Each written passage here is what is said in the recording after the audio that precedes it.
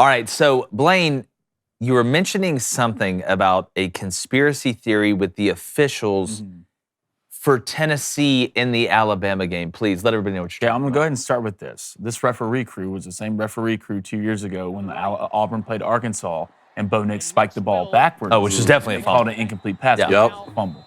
So apparently, if you go back and watch the game, especially one review, they came back and the referee, after review, said, after further review, it was a touchdown by Tennessee. And after he put up his hands, it looked like he was celebrating. After video review, the ruling on the field stands. Touchdown.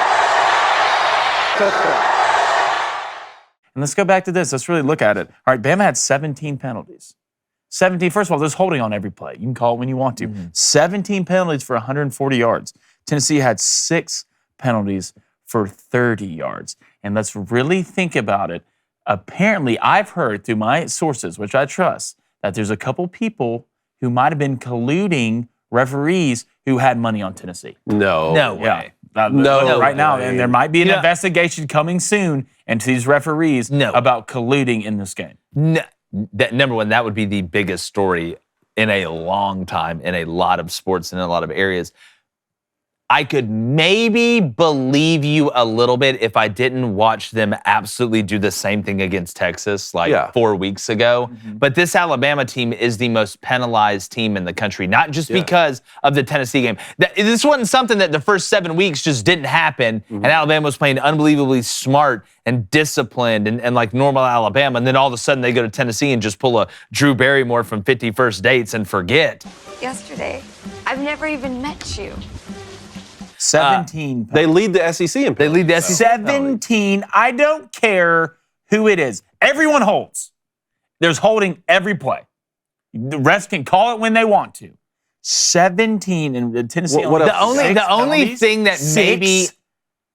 only thing that maybe there's an inkling of why somebody would think that is because it was the same crew that gifted Auburn that win against Arkansas. But it is just very hard for me to believe. Number one, it's really hard to get away with. Unbelievably hard to get away with. And number two, I just don't think it happened. I think the penalties were justified in most cases against Alabama. I think y'all give refs way too much credit. I give refs way too much credit. Refs are. What do I always say? Go back and watch. There's a documentary on Netflix right now. These guys are dirty. They get paid. The NBA one. The NBA one. They get paid for certain calls to make games better late, to make it closer, make it in the day. Refs want the jobs for refs are to get more eyes on the team. So it was the refs' fault that Alabama gave up 52 points. No, but it is a refs' fault that they called him for 17 penalties.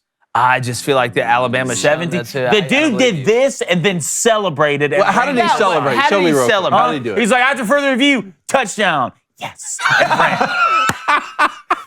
You can see it obviously on the screen. It smells like colluding. Something smells wrong. What else you got? Okay. What other proof you got on this? What other proof? Well, as I said, according to my sources, all right. Okay, in a couple of weeks, there might be an investigation into this crew. Well, we'll see. Tell us in the comments, do you think there was a conspiracy with the referees? Did they help Tennessee beat Alabama? And is my brother slowly losing his mind? A bunch of cheaters.